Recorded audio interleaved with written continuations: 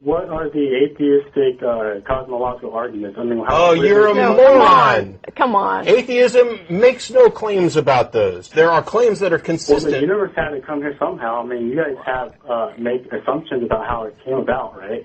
No, we don't. What if we have no explanation? Does that mean that the theistic explanation gains weight? If you have no explanation, then I have no way of believing that atheism is the default position. Really?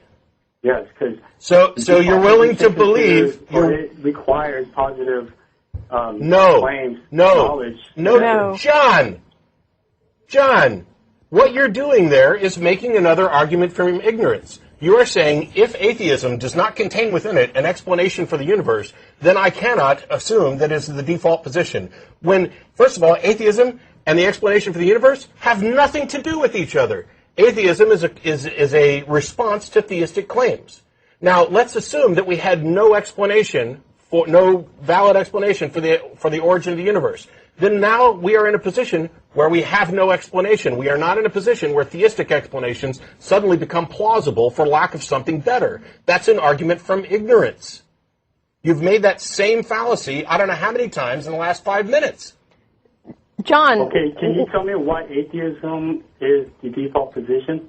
Well, I think we just went through that. Didn't we just spend... Okay, I'll tell you I'll tell you why atheism is the default position, the rejection of theistic claims. What's the default position with respect to the existence of the Loch Ness Monster? Do you believe it until it's proven false, or do you disbelieve it until it's proven true? I disbelieve it until proven true. There you go. That's why atheism is the default position, because you disbelieve the claim that gods exist until those claims are proven true. But atheism is a default position is also a positive claim. No, it's not. No, it's not, and you just justified it to yourself. You have a mental block that is preventing you from recognizing that you are making special pleading claims with respect to religion when you just admitted that the default position with regard to the existence of the Loch Ness Monster is to disbelieve until it has been confirmed. Atheism is no less sound as a default position than that one is. And the fact that you are making a special exception really blows everything else out of the water. Argument from ignorance, special pleading. Why do you make a special exception for theism? How am I arguing from ignorance when you already have the default, when you're already claiming the default? That's more ignorant than me trying to play the impartial juror and trying to see which way the evidence weigh into either theism or atheism. But, wait. You already claimed something that has no justification. Let me ask you something. Which of these two alternatives is the more honest answer to a question?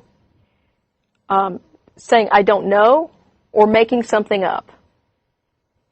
Can you repeat that? I'm sorry. Which of these two is the more honest position to take?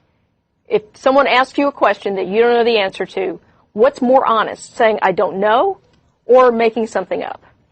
I don't know is more honest. Thank you. Thank you. So, I don't know is not a position. It's an answer to a question if you don't know the answer.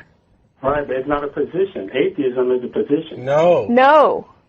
It is a response to theistic claims. This is like the fourth time today. Yeah. Theism asserts that a God exists. That is a positive claim. Atheism is the rejection of that positive claim. It is not. Rejection is a positive. No, it isn't. Not. You idiot. It is not. Just as your default position with regard to the Loch Ness Monster is not an assertion that there's no such thing. It's not. I'd highly recommend, go to the atheist community website, www.atheist-community.org. Look around for the flagship things. Click on the lecture series. When the lecture series page goes up, click on the link that goes to past speakers. Scroll down till you see my name and a lecture on belief. Click that thing. You can get the slides. You can go watch it on Google Video. It's all explained in Venn diagrams in clear detail that demonstrate the difference that allows us to determine a true dichotomy. And it will hopefully I mean, I don't know how else to explain it. We've done not guilty, innocent. We've done Loch Ness Monster exists versus it doesn't exist. And yet, every single time when you acknowledge that this is the case, when you turn around and get back to theism, you claim that it's not the case. You throw it out because you keep misunderstanding what atheism is. And that was the very first thing that we corrected, both of us, 2 different ways. Yep. It is the rejection of theistic claims as unsupported by evidence. That's it. Okay, can I ask you why are you equating the Loch Ness Monster with God? Isn't that an equivocation? Because neither one of them have been demonstrated to exist. Can you demonstrate that God doesn't exist? I don't have to. Do I have to demonstrate that the Loch Ness Monster doesn't exist? Do I have to demonstrate that? Answer the question. Answer the question, John. Do you have to demonstrate that to be justified in not believing it? Yes, I believe you have to. You're saying by looking for evidence of this Loch Ness Monster, same thing as if we're looking for God. I mean, okay, so we looked for evidence of Loch Ness. We didn't find it. Screw the evidence. John, I have a dead body in the trunk of my car right now. Do you believe me? Until the evidence shows otherwise, then I will, yes. You're an idiot. You're an idiot. You are an idiot. You put yourself in the position where you have to accept every claim, every God claim that you cannot disprove. And that means that you're going to hold contradictory positions. Yeah. Do you accept the God that the Muslims believe in? We believe in the same God, but they just interpret wrong. Well, and on what basis do you reject their beliefs? Because their belief is contradictory and to what? To what? Prophet, I believe. To what? I mean, what basis do you have to declare anything contradictory? You do know the Bible's contradictory, right? At face value, yes, but you have to take other stuff into context. Well, and that. By what reason do you disregard the Muslim claims about God and say that yours are correct? I don't reject their claims because of... Sure you do. Are you a Muslim? Are you a Muslim? But because of theological contradictions. John, are you a Muslim? No, I'm not. Then you're saying that they didn't get it right.